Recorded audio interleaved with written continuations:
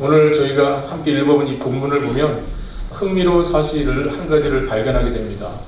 이 이야기에는 사실 두 명의 죄수가 등장을 하고 있습니다. 한 명은 너무나 명백한 죄수죠. 바로 사도 바울입니다.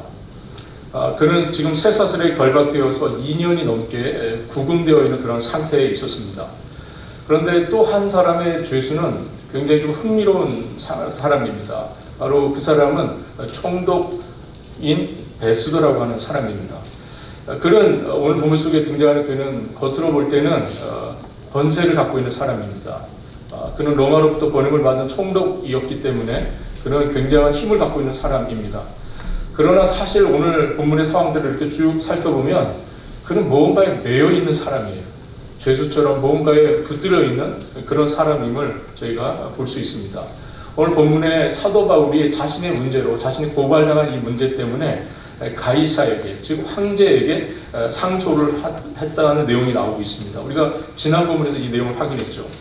그는 로마 황제 앞에 가서 자신이 재판받기를 원한다고 이렇게 이야기했습니다. 그러나 그 상황을 결정해야 되는 신임 총독 베스도 입장에서는 굉장히 곤란한 상황이 아닐 수 없습니다. 그것은 뭐냐면 상소는 받았어요. 그러나 바울을 로마로 보내야 하는데 황제에게 보낼 때 보내야 되는 공식 문서가 있습니다. 사실관계를 정확하게 밝힌 그런 죄목이 정확하게 들어간 사실 문서를 보내야 하는데 그것을 준비하는 어려움이 있었던 겁니다. 베스도 입장에서는 바울에게 명백한 죄목을 이야기할 만한 죄를 발견하지 못했기 때문에 굉장한 곤란함 속에 있었습니다. 어떤 면에서 굉장히 난처하죠. 아무 죄도 없는 사람을 황제에게까지 보내야 되는 이 상황이 베스도 입장에서는 굉장히 난감하고 어려운 상황이 아닐 수 없었습니다. 이때 마침 아그리빠 왕이 등장을 합니다. 이 아그리빠 왕은 유대인들 사회, 유대 사회를 굉장히 잘 이해하고 알고 있었던 사람입니다. 그래서 마침 기회다 싶어서 신임 총독으로 온 이 베스도가 인사차 가이사라에 온 이 아그리빠를 만나면서 이 기회를 이용해서 바울의 문제를 거론합니다. 이것이 오늘 본문의 전체 내용이라고 할 수 있습니다. 오늘 본문 13절이 이렇게 시작이 되고 있습니다. 수일 후에 아그리빠 왕과 버니게가 베스도에게 문안하러 가이사라에 와서 이렇게 시작이 되고 있습니다. 말씀드린 아그리빠라는 사람, 이 아그리빠 왕이거든요. 근데 이 아그리빠 왕은 정확하게는 아그리빠 2세입니다. 그의 아버지 1세가 있어요. 우리가 사도행전 12장에 그의 아버지가 등장합니다. 아그리빠 1세는 칼로 사도 야고보를 처형하고 죽였고요. 그리고 예수님의 제자였던 베드로를 죽이려고 위협했던 사람이 바로 아그리빠 1세, 즉 그의 아버지입니다. 그리고 그의 증조부는 더 유명한 사람입니다. 헤롯 대왕이라고 불리는 예수님 처음 아기로 태어났을 그때에 어린아이들을 죽이도록 명령했던 그 사람이 바로 헤롯 대왕, 즉 그의 증조부가 되는 그런 사람입니다. 그런데 이 아그리빠가 지금 그의 누이 동생인 버니게와 함께 지금 가이사라를 찾아왔습니다. 버니게라고 하는 여인이 참 흥미롭습니다. 성경의 기록은 없지만 우리가 이 여인에 대한 역사 기록을 살펴보면 이 여인은 굉장히 악명이 높은 여인으로 소개가 됩니다. 삼촌과 결혼을 했는데 남편이 죽자 친오빠인 아그리빠와 동거를 했던 여인입니다. 그래서 근친상간에 대한 소문이 많이 있었던 여인이 바로 이 버니게라고 하는 여인이고요. 이 여인은 후에 로마 장군인 디도와도 스캔들을 일으켰던 그런 여인이 바로 이 버니게라고 하는 여인입니다. 그런데 이 두 사람이 지금 화려한 위엄을 갖추고 왕의 행차니까요. 얼마나 화려하게 준비를 하고 왔겠습니까? 그리고 이제 신임 총독으로 와 있는 로마의 총독을 만나러 가는 그런 자리였기 때문에 정말 온갖 것을 다 갖추고 화려한 것을 최대한 갖춰서 예의를 갖추고 해서 등장을 합니다. 이 두 사람은 세속 권력과 영광을 상징하는 그런 사람들입니다. 그러나 그들의 영광 뒤에는 사실은 도덕적인 부패와 그리고 영적인 어둠이 있는 그런 사람들이 아닐 수 없습니다. 이들이 베스도에게 문안한 것은 단순한 인사 차원이었을 겁니다. 새 총독이 부임했기 때문에 친로마적인 성향을 갖고 있었던 아그리빠 입장에서는 좋은 관계를 유지하는 것이 자신에게 유리할 것으로 판단이 되었고, 그래서 가이사라로 이 새로운 총독 베스도를 만나러 가게 됩니다. 이것은 이 모든 상황도 우리가 놓고 볼 때에 이 방문, 아그리빠가 베스도를 만나는 이 상황, 이것은 어떤 의미에서는 그들의 정치적인 목적, 그들이 가지고 있는 정치적인 상황, 자신들의 유불리를 따라 만나지는 그런 만남이었을 겁니다. 분명히. 그러나 그럼에도 불구하고 우리는 이 상황 속에서, 이 만남 속에서 이들의 방문 가운데 나타나는 하나님의 놀라운 섭리를 우리가 함께 보게 됩니다. 그것은 바로 이들의 방문은 바로 바울을 위한, 즉 바울이 또 하나의 증거하는 자리, 즉 예수 그리스도의 복음을 말할 수 있는 자리를 마련해 준 그런 자리가 되었다 하는 겁니다. 하나님의 놀라운 섭리 가운데 이들의 만남의 자리는 결국 그리스도의 복음을 증거하게 되는, 바울에게 기회가 되는 그런 자리였다 하는 겁니다. 사랑하는 성도 여러분, 아그리빠의 방문은 사실 우연처럼 보이죠. 그리고 어떤 의미에서는 자신의 유익을 위해서 갔던 그런 만남입니다. 그러나 바울이 로마로 가기 전에 왕과 총독들 앞에서 복음을 증거할 수 있게 하신 하나님께서 준비하신 그 자리라는 것이죠. 이것이 바로 오늘 본문을 통해서 저와 여러분이 꼭 확인하고 봐야 할 부분이라고 생각할 수 있습니다. 베스도가 먼저 오늘 본문에 보니까요, 14절과 15절에 보니까 그 방문한 아그리빠에게 먼저 베스도가 이야기합니다. 바울의 문제를 거론하는 거죠. 전임 총독이었던 벨릭스가 자신에게 넘겨주었던 그 바울의 문제, 그것을 아그리빠에게 설명을 합니다. 14절과 15절 한번 우리 같이 읽어보겠습니다. 여러 날을 있더니 베스도가 바울의 일로 왕에게 고하여 이르되 벨릭스가 한 사람을 구류하여 두었는데 내가 예루살렘에 있을 때에 유대인의 제사장들과 장로들이 그를 고소하여 정죄하기를 청하기에. 베스도라고 하는 사람은 로마의 총독입니다. 그러면서 그는 그 자신의 관할 지역의 재판장으로 온 사람이에요. 법을 집행하는 사람입니다. 그는 로마법에 탁월했을 것이고 밝았던 사람일 겁니다. 그는 자신에게 넘겨진 이 문제를 로마법에 의해서 해결하기를 원했습니다. 그래서 그가 바로 16절에 이렇게 얘기합니다. 같이 한번 읽어보겠습니다. 내가 대답하되 무릇 피고가 원고들 앞에서 고소한 사건에 대하여 변명할 기회가 있기 전에 내주는 것은 로마 사람의 법이 아니라 하였노라. 이 이야기가 뭡니까? 로마법에 의하면, 지금 아그리빠에게 설명을 하는 겁니다. 로마 사람들의 법에 의하면 어떻다는 거예요? 우리가 가지고 있는 적법한 법의 절차가 있다는 거예요. 그 내용이 뭐냐면 고발당한 피고, 고발당한 사람을 피고라고 그러죠. 그걸 고발한 사람을 우리가 원고라고 할 때 그 고발당한 피고가 원고 앞에서 원고를 직접 대면하고 고소한 자를 직접 대면해서 자신을 변명할 기회를 꼭 가져야 된다는 겁니다. 자신을 변호할 수 있는 그 적법한 기회를 반드시 가져야 된다는 거죠. 그런 절차가 없이는 처벌하도록 내어주는 법이 로마법에는 없다는 겁니다.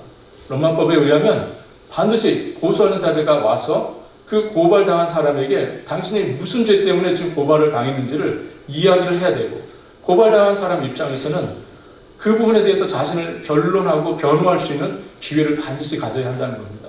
이것이 로마법이라는 것이죠. 그래서 우리 베스도가 예루살렘에 가서 이 사람들, 고소한 사람들에게 가서 이야기를 듣습니다. 도대체 문제가 뭐냐는 거죠. 도대체 왜 바울이라고 하는 사람을 그 사람들이 살려두지 못할 자, 반드시 죽여야 할 자처럼 그렇게 대우했느냐 하는 것을 물어봅니다. 우리 18절과 19절 말씀 한번 같이 읽어보겠습니다. 원고들이 서서 내가 짐작하던 것 같은 악행의 혐의는 하나도 제시하지 아니하고 오직 자기들의 종교와 또는 예수라는 이가 죽은 것을 살아있다고 바울이 주장하는 그 일에 관한 문제로 고발하는 것뿐이라. 이야기를 들어보니까 유대인들의 고발 내용이 어떤 겁니까? 문제 삼는 것이 종교적인 이야기예요. 종교적인 문제. 특별히 그 내용이 뭡니까? 예수라고 하는 자가 죽었다고 사람들이 다 알고 있는데 바울이라고 하는 자가 갑자기 그 예수가 살았다고 말을 한다는 거예요. 이거로 인한 문제, 이 부활의 문제 때문에 사람들이 지금 바울을 고발했다 하는 겁니다. 베스도로서는 도저히 이해할 수 없는 이야기입니다. 특별히 로마법에 의하면 식민지의 점령한 지역의 종교 문제는 로마가 가능하면 건드리지 않았습니다. 종교적인 문제이기 때문에 가능하면 그랬을 거고요. 특별히 부활에 대한 이야기, 베스도 입장에서는 도저히 납득할 수 없고 이해할 수 없는 이야기였기 때문에 그가 이 로마법에 의해서는 전혀 바울에게 죄를 물을 수 없는 상황이라고 베스도가 판단을 합니다. 베스도의 마음이 굉장히 분주해졌습니다. 왜 그렇겠습니까? 지금 정치적으로 이 상황을 이해할 때는 어떤 상황입니까? 유대인들의 심기를 건드려서는 안 돼요. 지금 유대인들은 하나같이 바울을 뭐 하기를 원한 겁니까? 죽이기를 원합니다. 그런데 그렇다고 해서 무고한 사람을 또 죽일 수도 없는 그런 상황에 베스도가 처해 있게 되었습니다. 그는 자신의 결정을 지울 수 있는 확신이 없었어요. 그러던 차에 묻습니다. 내가 예루살렘에 가서 이 사람들에게 다시 한번 얘기를 해보겠냐고 바울을 설득했지만 바울은 뭐라고 그러죠? 내가 가이사에게 항소한다 그러죠. 내가 황제에게 가서 직접 이 문제를 묻고 싶다. 이렇게 바울이 이야기를 하게 됩니다. 그래서 베스도 입장에서는 바울을 로마로 보낼 수밖에 없는 그런 상황이 되었습니다. 여기서 우리는 베스도의 모습을 보게 됩니다. 제가 서론에서 말씀드린 것처럼 또 한 사람의 죄수를 제가 언급해드렸죠. 죄수라는 사람은 어떤 사람입니까? 묶여있는 사람입니다. 자유가 없는 사람. 그런 사람을 우리가 죄수라고 그러죠. 베스도는 권세를 가진 사람입니다. 그는 뭐든지 해볼 수 있는 사람이라고 우리가 이해할 수 있어요. 그는 자신의 힘을 가지고 마음대로 할 수 있는 사람이라고 이해할 수 있지만 그러나 사실 본문에 볼 때 실상은 그는 여러 상황 속에서 지금 얽매여 있는 죄수에 불과합니다. 정치적인 계산에 매여 있고요. 유대인들의 눈치에 매여 있고요. 자신의 무지에 매여 있습니다. 그는 자유롭지 못합니다. 그는 자유롭지 못해요. 사랑하는 성도 여러분, 오늘날 우리가 얼마나 많은 사람들이, 많은 이들이 우리가 겉으로는 자유롭게 살아가는 것 같지만 실상은 우리의 삶에서 얼마나 많이 얽매이는 일들이 많습니까? 자유롭지 못하고 얽매이는 상황에 살 때가 있는지 모릅니다. 실상은 자유롭게 우리가 우리의 자유를 누리는 것 같지만 우리가 물질에 매여 있고요. 우리가 명예에 매여 있고 때로는 남의 시선에 매여 있고 때로는 자기 안에 있는 두려움에 매여 있을 때가 있습니다. 그래서 어떤 의미에서는 우리가 자유인인 것 같지만 우리는 사실 죄수들이죠. 묶여있는 자들. 참된 자유가 없는 이들이라고 할 수 있습니다. 그런데 이 자리에 또 한 사람이 등장을 했습니다. 지금 재판석이 마련됐고요. 그리고 아그리빠와 버니게 그리고 천부장들과 그 시중에 높은 권세를 가진 사람들이 다 모여있는 자리에 한 사람이 불려 나왔습니다. 바로 죄수 바울이죠. 그는 죄의 몸으로 지금 그 화려한 위엄이 가득한 그 자리에 지금 등장하고 있습니다. 그러나 그 사람은 정말 죄인입니까? 전승에 의하면 바울은 키가 작았다 그래요. 키가 작은 사람이고 외모가 그렇게 볼품이 없었다고 합니다. 그는 대머리에 코가 또 구부러져 있고 다리는 또 휘어 있다고 그렇게 소개가 되어 있습니다. 그렇게 묘사가 되어 있어요. 정말 인간적으로 볼 때는 볼품이 없는 사람이에요. 그런데 이 사람이 지금 죄수의 몸으로 또 붙들려 나와 있습니다. 여러분 이 장면을 한번 머릿속에 한번 생각해 보셨으면 좋겠어요. 정말 아그리빠와 버니게 그리고 천부장들과 그리고 시중에 높은 사람들 모든 권력자들이 한 자리에 모이는 그 자리에 세상적으로 때 가장 영광과 위엄이 넘치는 그 자리 앞에 정말 너무나 초라한 죄인 한 사람이 불려 나온 겁니다. 이 모습을 보고 런던에는 웨스트민스터 채플의 목회자였던 캐멜 몰간 목사님이 이런 이야기를 합니다. 한 사람은 겉으로 왕이었으나 실상은 노예와 같은 자였고 다른 한 사람은 겉으로는 죄수였으나 실상은 왕 같은 사람이었다. 아멘. 바울은 이미 이전에 벨릭스 총독 앞에서 증거했을 때와 같이 벨릭스 앞에 자신의 그 상황을 변호하고 그리스도의 복음을 힘있게 증거했을 때와 같이 똑같은 심정으로 지금 벨릭스와 그 사람들 앞에 있는 겁니다. 벨릭스에게 힘있게 증거했던 그 복음, 그리스도의 복음을 역시 가슴에 품고 바울은 베스도와 여러 그 권세자들 앞에 지금 서 있습니다. 복음을 전할 준비가 되어 있어요. 바울은 어느 상황에 있었든지 그리스도의 복음을 전할 준비가 되어 있었던 사람입니다. 그는 자신의 상황을 두려워하지 않았습니다. 그는 늘 그리스도의 복음을 가슴에 품고 살고 있었던 사람이었기 때문에 어느 상황, 어느 순간이든지 담대하게 그리스도의 복음을 증거할 준비가 되어 있었던 그런 사람입니다. 우리 주님께서 이렇게 말씀하신 적이 있습니다. 누가복음 21장 12절과 13절에 이 모든 일이 있기 전에 이 모든 일 전에 내 이름으로 말미암아 너희에게 손을 대어 박해하며 회당과 옥에 넘겨주며 임금들과 집권자들 앞에 끌어가려니와 이 일이 도리어 너희에게 증거가 되리라. 주님께서 제자들에게 말씀하신 겁니다.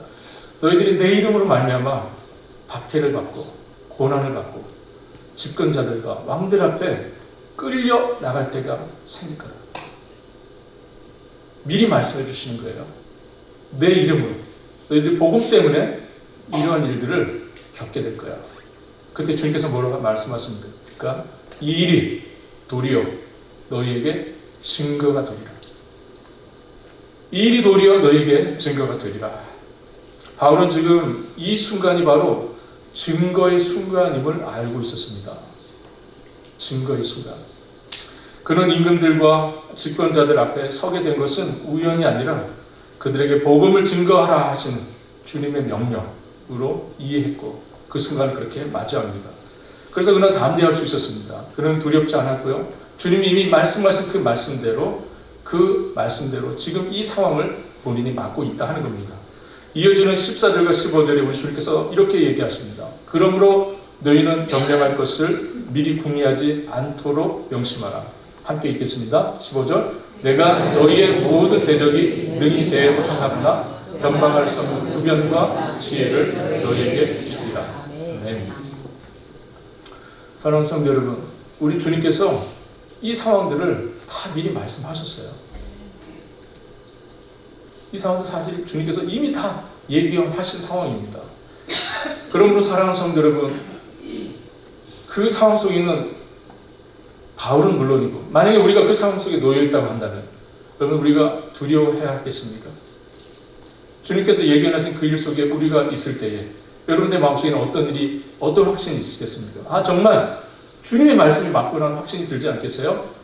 정말 주님의 말씀이 그렇구나 하는 그 확신이 여러분들에게 있지 않겠습니까? 우리가 이 복음으로 인해서 핍박자들 앞에 서게 될 때, 고난을 당할 때 여러분 그 일들을 이상하게 여기지 마시길 바랍니다. 그것은 주님께서 말씀하신 상황이고 주님께서 우리와 함께 하시고 그 상황에서 우리에게 할 말, 우리가 감당할 수 있는 능력을 그 순간에 주시겠다고 주님께서 말씀을 하고 계십니다. 우리가 두려워할 이유가 없다 하는 것이죠. 우리가 겪는 그런 어려움, 또 우리가 맞닥뜨리고 있는 그런 역경, 심지어는 우리가 죄수처럼 갇히는 그 상황까지도 하나님은 그것을 복음을 증거하는 자리로 사용하신다 하는 겁니다. 복음을 증거하는 그 자리로 박해와 환난이 증거가 될 것이라고 하는 주님의 이 말씀. 주님의 이 말씀이 지금 우리 눈앞에 오늘 본문 속에 펼쳐지고 있는 거죠. 유대인들의 집요한 고소가 있었습니다. 또 오히려 그것이 어떤 상황이 되었습니까? 총독들과 왕들 앞에서 바울이 서서 복음을 전하는 기회가 되었다는 것이죠. 여러분 유대인들의 그 집요한 고소, 돌을 던지고 핍박하고 환난 가는 그 상황들을 볼 때 우리가 그 상황 속에 있었던 바울을 생각할 때 와 정말 너무나 안 됐고요. 그렇죠? 정말 저렇게까지 고난을 당해야 되나 싶었습니다. 그러나 놀랍게도 하나님께서 그것을 어떤 기회로 삼으셨습니까? 증거의 기회로 삼으셨다는 겁니다. 사랑하는 성도 여러분, 사실 우리 주님도 같은 모습으로 법정에 서신 적이 있었습니다. 그러나 예수님은 그 법정을 통해서 십자가로 나아가셨고요. 바울은 이 법정을 통해서 로마로 향하게 됩니다. 이것은 두 분의 능력의 차이가 아닙니다. 이것은 하나님의 뜻 때문에 그런 거예요. 십자가에서 그 재판 이후에 십자가에서 죽으시는 것이 예수님을 향한 하나님의 뜻이었습니다. 그러나 반면에 그 재판을 통해서 이 재판을 통해서 로마로 가서 복음을 전하는 것이 바울을 향한 하나님의 뜻이었습니다. 같은 법정, 같은 재판 자리에 있었지만 결과가 각각 달랐습니다. 왜 그랬습니까? 하나님의 뜻 때문에 그랬습니다. 예수님은 그 가야바의 법정을 통해서 십자가의 죽음으로 나아가셨지만 사도 바울은 이 베스도의 법정을 통해서 로마로 향하게 됩니다. 그러므로 사랑하는 성도 여러분, 우리가 확신해야 할 것이 무엇입니까? 우리가 살아 죽으나 다 주님의 것이다 하는 확신입니다. 우리가 살아도 주님의 것이고 죽어도 주님의 것이다 하는 확신입니다. 우리가 주님의 손에 주님의 뜻에 모든 것을 맡길 수 있는 그런 확신이 여러분들에게 있기를 바랍니다. 우리 주님 법정을 통해서 십자가의 죽음으로 나아가 하나님의 뜻을 이루어 주셨습니다. 사도 바울 이 법정을 통해서 로마로 가서 그리스도의 복음을 증거하게 되었습니다. 우리가 살아도 결국 그 이루어서 죽게 돼도 그것이 다 주님의 영광을 위한 것이라는 확신이 여러분들에게 꼭 있기를 우리 주님의 이름으로 바라겠습니다. 바울은 이전에 아그리빠의 아버지, 그의 아버지 아그리빠 1세가 하나님께 영광을 돌리지 않고 결국 그가 죽임을 당했던 것을 기억했을 겁니다.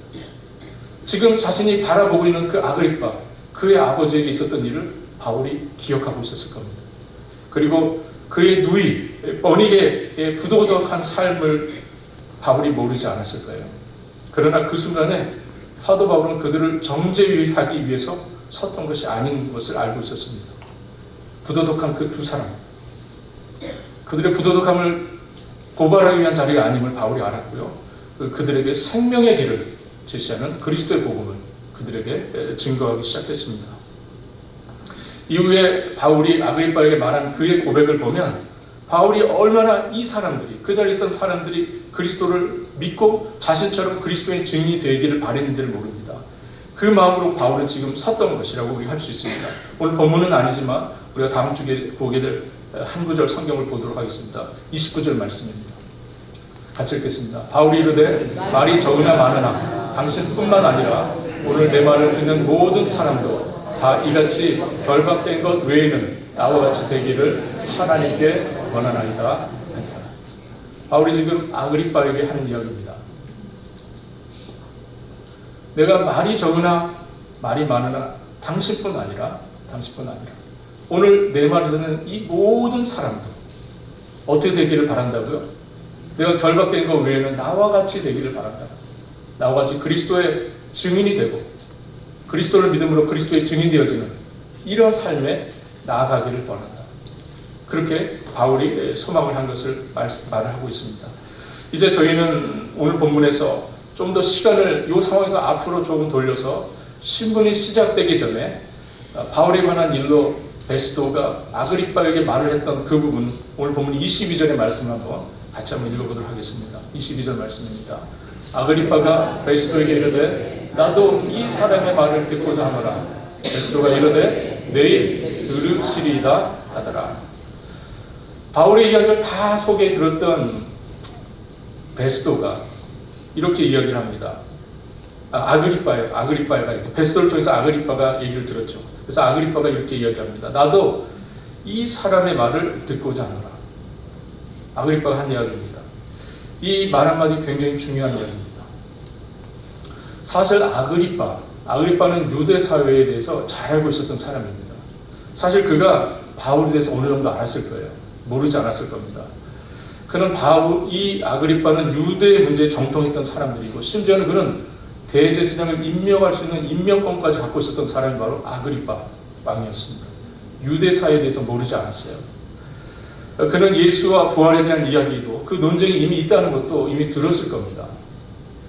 그런데 그가 말합니다. 나도 이 사람의 말을 직접 듣고 싶다 하는 겁니다.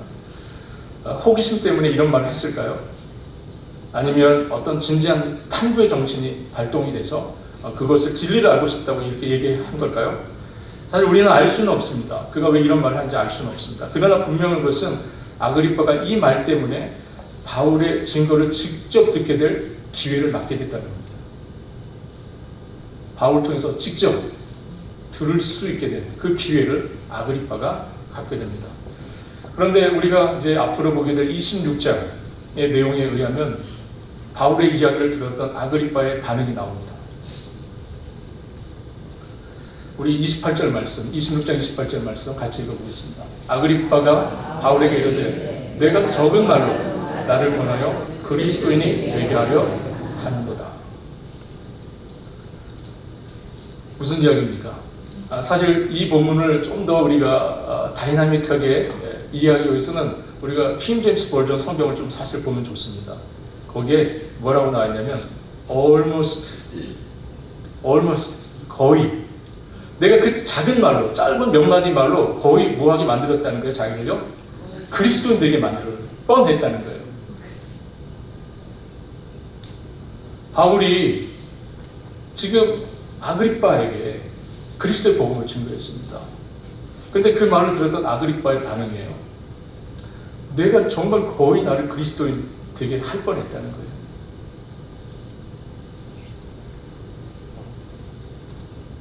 그는 거의 믿을 뻔했습니다. 하마터면 큰일 날 뻔했죠. 하마터면 믿을 뻔했어요. 그는 결국 결단하지 않았습니다. 인생 최대 비극이 벌어질 겁니다. 복음을 듣고 감동을 받고 진리를 인정하면서도 마침내 결단하지 않았습니다.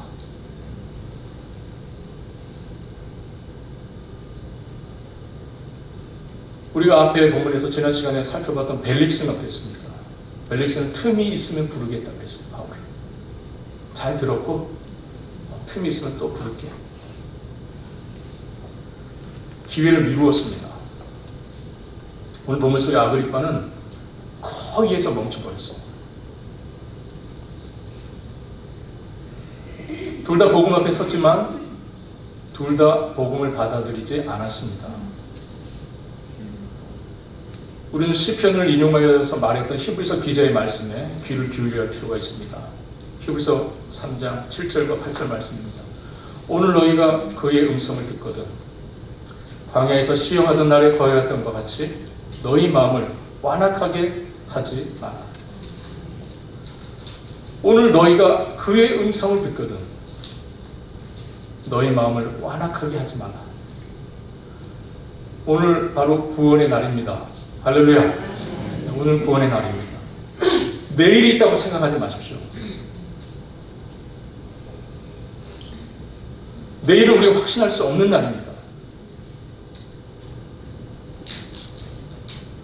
벨릭스의 교만과 아그리빠의 무지를 버려야 합니다.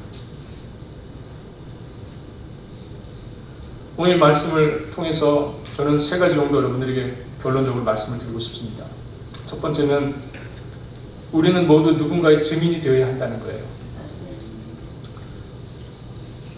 바울은 법정에 섰을 때 자신을 고발한 사람들 앞에 자신을 변호하려고 애쓰지 않았습니다. 자신의 억울함을 풀어보려고 애쓰지 않았어요. 자신을 비난하고 고발한 그 사람들에 대해서 자신의 무죄함을 애써 밝히려고 하지 않았습니다. 오히려 이 많은 사람들 앞에서 바울은 기회라고 생각했습니다. 무엇을 위한 기회입니까? 증거를 위한 기회. 무엇을 위한 증거입니까? 그리스도의 주님 되심을 증거할 수 있는 그 기회. 그것으로 삼았다는 겁니다. 우리가 세상 앞에 설 때도 마찬가지입니다. 여러분, 우리의 삶 자체가 증거가 됩니다. 우리의 삶 자체가 세상 많은 사람들 앞에서 증거가 됩니다. 우리가 어떻게 삶의 어려움을 대하는지 그 삶의 모습을 통해서 증거가 이루어질 거고요. 우리가 어떻게 고난을 감당하는지 그 모습을 보면서 증거로 세상 사람들을 삼을 겁니다. 또한 어떻게 그리스도 안에서 소망을 붙들고 사는지 그 모습을 보면서도 이 세상 사람들은 증거를 볼 겁니다. 무엇을 위한 증거를 말합니까? 그리스도께서 구주되신다는 증거입니다. 예수님께서 말씀하셨습니다. 너희는 세상의 빛이라.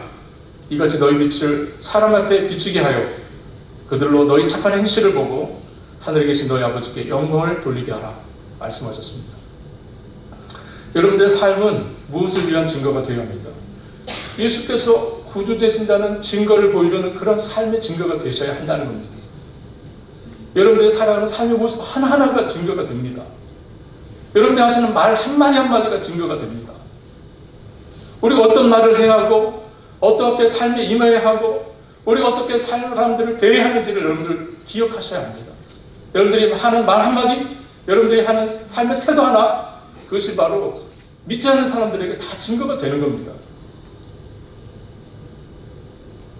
여러분들 기회를 얻는 대로, 그리고 그 기회를 통해서 예수께서 그리스도 되심을 증거하실 수 있는 여러분 될 수 있기를 바랍니다. 그 열정과 그 확신으로, 그 구령에 대한 열정으로 여러분 살아가실 수 있기를 바랍니다. 두 번째는 기회는 다시 오지 않을 수 있다는 겁니다. 앞서 살핀 대로 벨릭스에게는 2년이라고 하는 시간이 더 있었습니다. 바울을 만날 수 있는 2년이라는 시간이 더 있었어요. 결국 돌이키지 않았습니다. 아그리파, 바울의 변론을 들을 수 있는 기회를 가졌습니다. 그러나 거기에서 멈춰버렸어요. 복음이 내 귀에 들려지고 그 복음이 우리의 마음을 흔드는 경험은 흔한 경험이 아닙니다. 히브리서 저자가 엄중하게 경고를 하죠. 우리가 진리를 아는 지식을 받은 후 짐짓 죄를 범한 즉 다시 속죄하는 죄사가 없고 오직 무서운 마음으로 심판을 기다리는 것과 대적하는 자를 태울 맹렬한 불만 있으리라. 하나님의 말씀이 내 심령에서부터 죄의 무게를 느끼게 한다면, 하나님의 말씀이 여러분들의 죄를 고발하고 있다면, 여러분들 하나님의 말씀이 여러분들의 죄인됨을 드러내주고 있다면, 여러분들의 영혼은 살아난 겁니다. 할렐루야. 여러분들이 죄를 의식하기 시작한다면 여러분들의 영혼은 살아납니다. 왜 그렇습니까? 죽은 자는 무게를 느끼지 못하기 때문에 그렇습니다. 죽은 자는 절대로 죄의 무게를 느끼지 않습니다. 죽은 시체에게 아무리 무거운 것을 갖다 얹어 보십시오. 그 무게를 느끼겠습니까? 죄의 무게가 그렇게 무거운데 느끼지 못한다면 우리는 죽은 자입니다. 그러나 감사하게도 여러분들의 마음속에서 죄의 무게가 느껴지기 시작하셨다면 여러분들은 살아나기 시작한 겁니다. 할렐루야. 죄에 대한 두려움과 그로 인해서 하나님의 진노와 심판에 대한 두려움을 갖게 되기 시작한다면 여러분들 그 두려움을 가지고 여러분의 참된 피난처가 되시는 예수 그리스도를 향하실 수 있기를 바랍니다. 그 두려움을 가지고 참된 피난처가 되시는 주님을 찾아가실 수 있기를 간절히 바랍니다. 수고하고 무거운 짐진 자들아 다 내게로 오라. 내가 너희를 쉬게 하리라 말씀하신 그 주님 앞에 여러분들 죄의 짐을 내려놓으실 수 있기를 바랍니다. 다른 데 가시면 안 됩니다. 다른 데 가셔봐야 소망이 없어요. 오늘 바로 그 날이시고요. 오늘 바로 그 순간입니다. 저는 오늘 본문이 지난 시간을 통해서 한번 제가 말씀드렸던 그것을 하나님께서 다시 한번 말씀하도록 하시는 기회라고 생각합니다. 지난 시간 통해서 아직도 마음의 결단을 하지 못하고 계신 분을 위한 하나님께서 주시는 또 한 번의 기회라고 저는 이 시간을 그렇게 생각합니다. 이 시대의 벨릭스들을 위한 하나님의 또 한 번의 기회, 그 은혜로우신 기회가 이 순간에 여러분들에게 펼쳐져 있다고 생각합니다. 기회를 자꾸 미루는 벨릭스 되기 말기를 바랍니다. 기회 미루지 마세요. 예수님을 구주로 영접하는 그 결단 미루지 마십시오.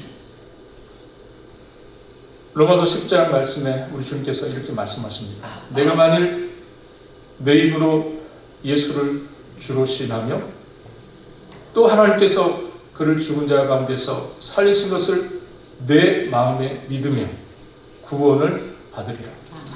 사람이 마음으로 믿어 의에 이르고 입으로 시인하여 구원에 이르느니라. 아멘. 이 시간 아직 예수님을 구원자와 주님으로 영접하고 있지 않은 분이 계신다면 여러분 눈을 감고 이 순간 함께 고백해 볼 수 있기를 바랍니다. 예수님, 당신은 나의 구원자이시오 주님이십니다. 이 시간 내 마음의 문을 열고 영접하오니 주님, 내 구주가 되어 주옵소서. 정말 이 순간에 우리 주님께서 여러분들 부르고 계십니다. 이 시간 정말 성령 하나님께서 죄인을 부르시는 거룩한 음성이 여러분들 심령 각자에게 들려줄 수 있기를 간절히 바랍니다. 마지막으로 저는 참된 자유는 오직 예수 그리스도 안에 있다는 이 놀라운 진리를 다시 한번 여러분들과 상기하고 싶습니다. 바울은 결박된 죄수였지만 그는 가장 자유로운 사람이었다고 말씀드렸습니다. 베드로는 사람들이 흠모하는 세상 권세를 가진 총독이었지만 그는 결국 상황에 매여있는 죄수일 수밖에 없었습니다.